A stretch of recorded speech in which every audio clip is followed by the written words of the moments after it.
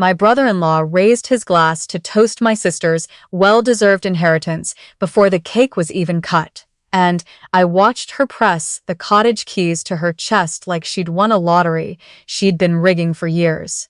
The whole backyard in Muskoka smelled like cedar and lake water, and every single person in my family was clapping for her, like she'd cured something.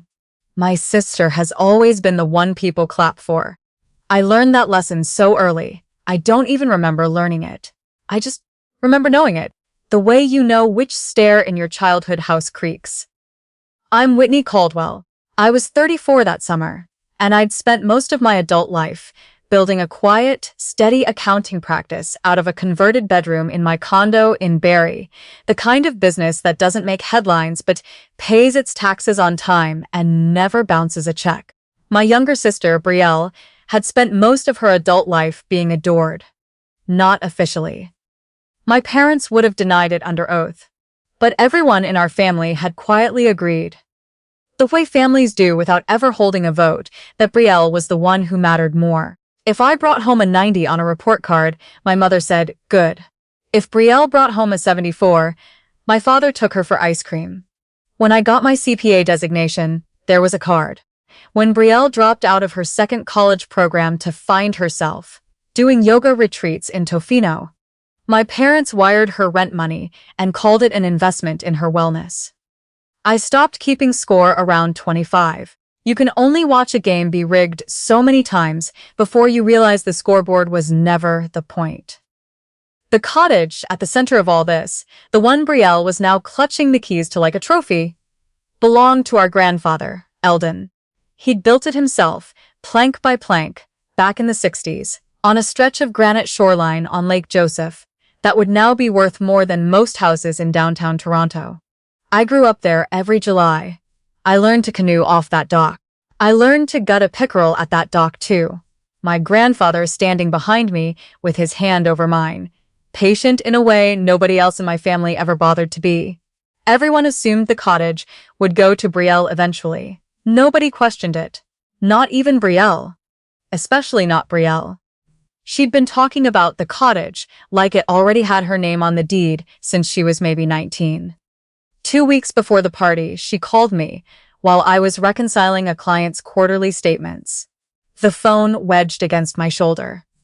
I've been looking at backsplash tile, she said. No hello, nothing. For the cottage kitchen, I set down my pen. The cottage kitchen. Once Dad officially hands it over, obviously.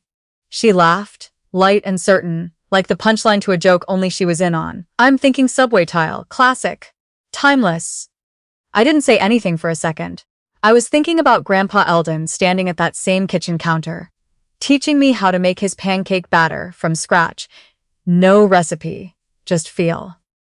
I didn't say that to Brielle. I never said things that mattered to Brielle. There didn't seem to be a point. The party was technically for her 30th birthday, but everyone understood it was really about the cottage.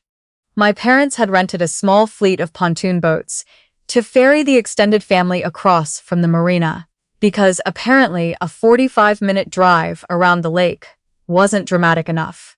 There were caterers. There was a string quartet for a backyard party on the Canadian Shield, playing something that sounded like a wedding processional, while my Aunt Pauline complained about the mosquitoes. I stood near the edge of the dock most of the afternoon, the way I always did at these things, half in the conversation and half watching it happen to someone else.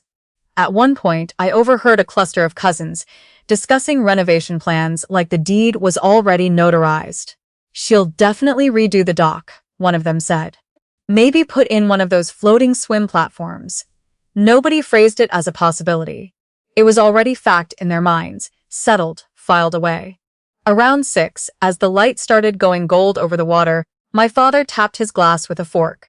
The sound cut through the string quartet and the chatter, and everyone turned toward the deck like they'd rehearsed it. Brielle moved to the front of the small crowd immediately, like she'd been standing in the wings waiting for her cue. She probably had been. My father put his arm around her. Brielle, sweetheart, we are so proud of the woman you've become. Applause, right on schedule. My mother was already dabbing at her eyes with a cocktail napkin. Dad reached into the pocket of his blazer and pulled out a small brass key on a leather fob, the one I recognized instantly because I'd watched my grandfather hang it on the same hook by the cottage door my entire childhood. "Your grandfather would want you to have this place," Dad said. "It's time. The cottage is yours." He pressed the key into her palm. Brielle held it up over her head like she'd just won a regatta. People actually cheered. Someone's husband took a photo on his phone that I'm sure ends up somewhere with 40 heart reacts under it. I clapped too, because that's what you do. I clapped and felt something in my chest go very quiet and very flat, the way a lake goes still right before weather moves in. That's when a chair scraped against the deck boards, hard enough that the sound carried over the music. Everyone turned. My grandfather's longtime lawyer, a soft-spoken man named Mr. Holloway, who'd handled Eldon's affairs for almost 30 years, and who I genuinely hadn't noticed was even at the party, rose slowly from a folding chair near the back. He wasn't smiling. He had a slim leather portfolio under one arm. My father glanced over, still riding the high of the moment. "Everything all right there, Marcus?" "There is one matter," Mr. Holloway said. "That needs to be addressed before this goes any further." The quartet stopped playing mid-phrase. You could hear the water lapping against the dock pilings. He opened the portfolio and removed a sealed envelope, cream-colored, gone slightly soft and yellowed at the corners with age. On the front, in handwriting I would have recognized anywhere. Tall, slanted. The same hand that used to write "Good job, kiddo" on the corner of my report cards when nobody else bothered to, were 8 words. To be read at Brielle's 30th birthday celebration. The applause died somewhere in everyone's throats. My father forced a laugh, the kind that doesn't reach the eyes. "Marcus, what is this?" "This is a letter your father left with me," Mr. Holloway said, with very specific instructions about when it was to be opened. The deck went still in a way. I'd never heard our family go still before. My grandfather had been gone almost 6 years by then, but for a second it felt like he'd just walked back onto that property. Brielle still had the key clutched in one fist. "It's probably just some old sentimental thing," she said, a little too fast. "He was sweet like that." Nobody answered her. Mr. Holloway unfolded the pages carefully, the paper creasing along old lines, and began to read. "If this letter is being read, then it's Brielle's 30th birthday, and my family is gathered at the cottage." A ripple went through the crowd. My grandfather had written this years in advance for this exact moment, and had been patient enough, or calculating enough, to wait it out from beyond the grave. He continued. "For a long time now, I imagine most of you have assumed this cottage would belong to Brielle one day." Brielle's smile flickered back on for half a second, reflexive. Then the next line. "That assumption was never correct." The smile fell off her face like it had been physically struck. A confused murmur spread through the dock. My father blinked hard, like he was trying to reboot something. What does that mean?" Mr. Holloway kept reading, his voice level and unhurried, like a man who had read this exact passage out loud in his head 100 times preparing for this moment. "The cottage was never going to pass directly to any one family member. Years ago, I placed it into a family trust, with specific terms for when and how control would transfer. A trust." My mother's voice came out, thin. "Eldon never said anything about a trust. The trust activates in full," Mr. Holloway read on the date of Brielle's 30th birthday. At that moment, all decision-making authority, management responsibility, and ownership control transfer to the trustee I selected personally, years ago, after a great deal of thought." Brielle's arms had folded across her chest, the key still digging into her palm. "Okay, fine. So who's the trustee?" Mr. Holloway lowered the letter and looked across the deck. "Past my parents, past Brielle, until his eyes found mine. Whitney Caldwell." I have replayed that second of silence more times than I can count. Nobody moved. Nobody breathed. My mother's mouth was actually open. Brielle turned to stare at me like I'd just confessed to a crime. Then she laughed. Short, sharp, nervous. That's a joke, right? Whitney doesn't even come up here that much anymore." I assure you, Mr. Holloway said quietly, this is not a joke. I watched the color actually leave my sister's face, drain out of it, the way water drains out of a tub, slow and then all at once. My father stepped forward, his voice climbing. There has to be some mistake here, Marcus. Some clerical error. There's no error, Mr. Holloway said. Your father drafted this arrangement personally, with full legal counsel, more than 6 years ago. He revisited and reconfirmed it twice before he passed. He reached into the portfolio again and pulled out a second, thinner folder, which he handed to me directly. My hands weren't quite steady taking it. Inside were the trust documents, the property records, transfer authorizations, all of it dated, signed, notarized, airtight. Access credentials, and the title transferred automatically as of this morning, he added, glancing at his watch, like that detail mattered. Like the universe had been quietly rearranging itself around us, all day, while we ate canapés. The whispering around the deck had turned into something almost like a current, pulling in every direction at once. Brielle's voice cut through it. Why would Grandpa do this? Why would he do this to me? Mr. Holloway returned to the letter. The answer was already written there, waiting. I know this will be hard for some of you to understand, and I know it will hurt my Brielle, who I love very much. But ownership isn't a reward for being adored. It's a responsibility, and responsibility has to be earned. Nobody on that deck said a word.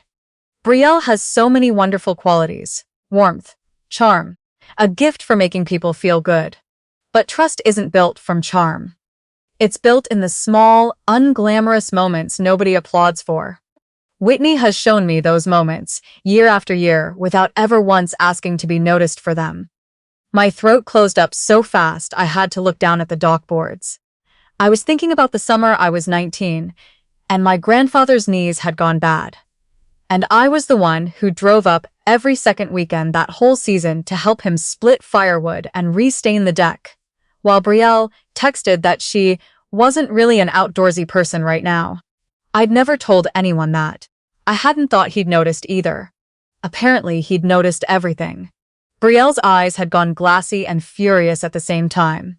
This isn't fair. I hadn't planned to speak. I don't even think I decided to. It just came out of me, quiet before I could stop it. It was never supposed to be fair. It was supposed to be right. Every head on that deck turned toward me. This was never about who Grandpa loved more, I said. He loved both of us. This was about who he trusted to actually take care of what he built. That's not the same thing, and I think somewhere we all knew that and just didn't want to say it out loud. Brielle's anger didn't disappear, but something underneath it cracked open, just slightly, like ice giving a half-inch on a March lake. I turned to face the rest of the family, all of them looking at me like I was someone they'd never quite met before. Nobody's getting locked out of this place. I'm not changing that. Grandpa wanted this cottage to stay in the family, all of us, every summer, the way it's always been. That part doesn't change. I'm just the one making sure it stays that way instead of getting sold off or split up the first time someone needs cash.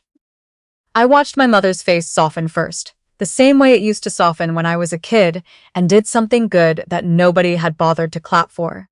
She started crying quietly into her napkin for an entirely different reason than she'd been crying 20 minutes earlier. My father wouldn't meet my eyes, looking instead at the brass key still sitting in Brielle's open palm.